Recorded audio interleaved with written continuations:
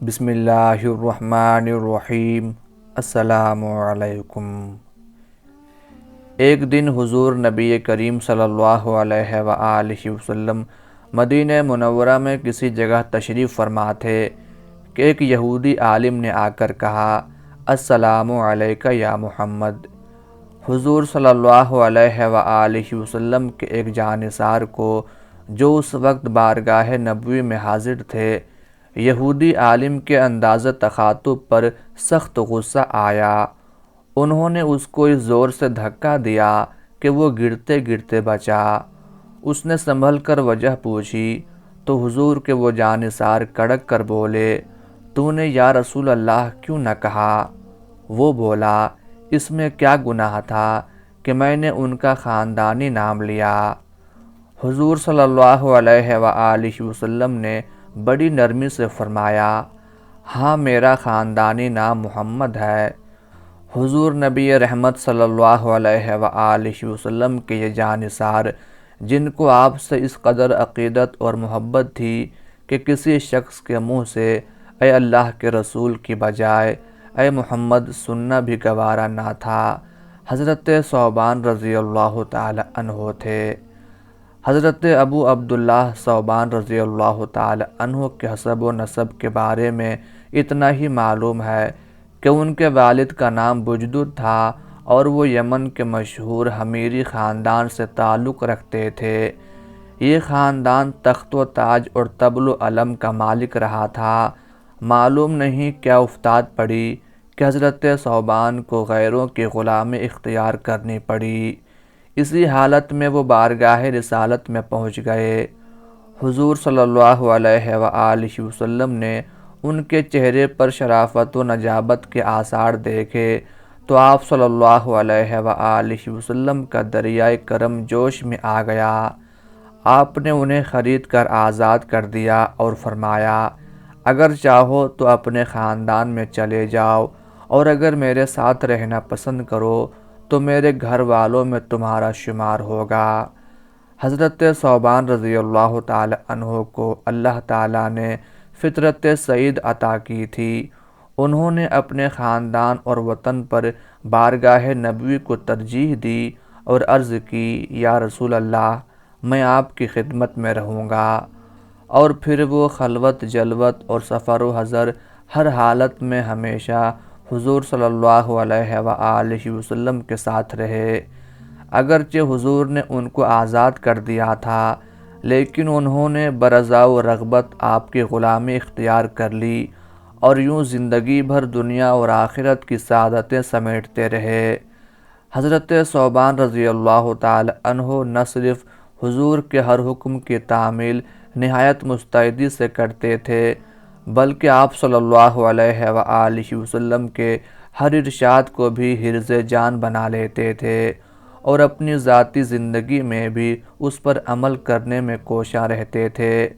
مسند ابو داود میں خود ان سے روایت ہے کہ ایک دن رسول اللہ صلی اللہ علیہ وآلہ وسلم نے فرمایا کہ جو شخص اس بات کا عہد کرے اور اسے پورا بھی کرے کہ وہ کبھی لوگوں سے سوال نہ کرے گا، میں اس کے لیے جنت کی ذمہ داری لیتا ہوں۔ میں نے عرض کیا، یا رسول اللہ صلی اللہ علیہ وآلہ وسلم میں کبھی کسی انسان سے کچھ نہ مانگوں گا۔ ارباب سیر کا بیان ہے کہ حضرت ثوبان رضی اللہ تعالی عنہ نے زندگی بھر اپنے اس عہد کی شدت سے پابندی کی، یہاں تک کہ اگر سواری کی حالت میں کوڑا ان کے ہاتھ سے چھوٹ کر زمین پر گر جاتا تھا تو خود سواری سے اتر کر اسے اٹھاتے تھے اور کسی دوسرے کو اس کام کے لیے ہرگز نہ کہتے تھے۔ حافظ ابن حجر عسقلانی رحمۃ اللہ علیہ نے الاصابہ میں اس سے ملتی جلتی روایت اس طرح بیان کی ہے کہ ایک مرتبہ رسول اکرم صلی اللہ علیہ وآلہ وسلم نے اہل بیت کے لیے دعا کی۔ اس وقت حضرت ثوبان رضی اللہ تعالی عنہ بھی بارگاہ رسالت میں حاضر تھے۔ انہوں نے عرض کیا، یا رسول اللہ کیا میں بھی اہل بیت میں سے ہوں؟ ارشاد ہوا، ہاں جب تک تم کسی امیر کے پاس سائل بن کر نہ جاؤ یا کسی دروازے کی چوکھٹ پر نہ جاؤ۔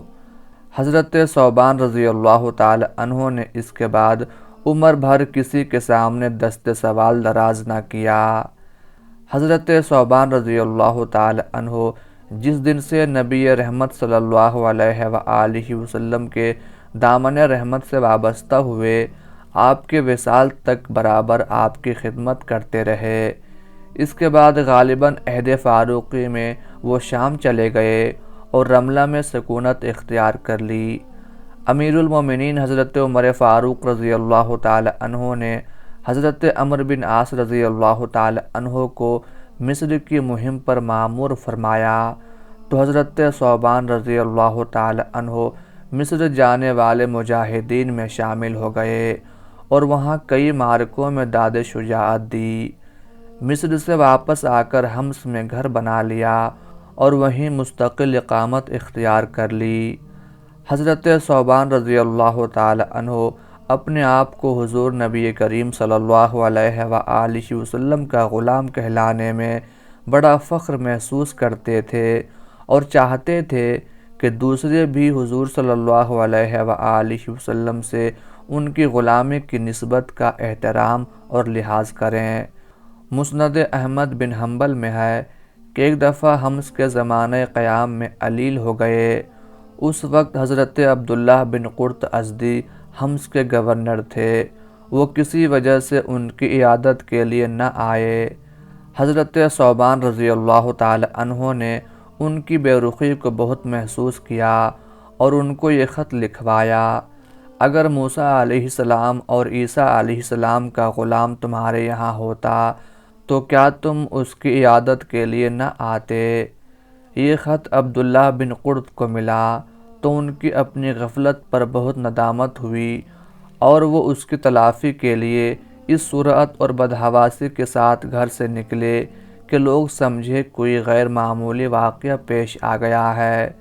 پھر انہوں نے حضرت ثوبان رضی اللہ تعالی عنہ کی خدمت میں حاضر ہو کر اپنی کوتاہی پر معذرت کی اور دیر تک ان کے پاس بیٹھ کر مزاج پرسی کرتے رہے۔ مستدرک حاکم کے مطابق حضرت ثوبان رضی اللہ تعالی عنہ نے 54 ہجری میں حمص میں وفات پائی۔ اللہ تعالیٰ کی ان پر بے شمار رحمتیں نازل ہوں، آمین یا رب العالمین۔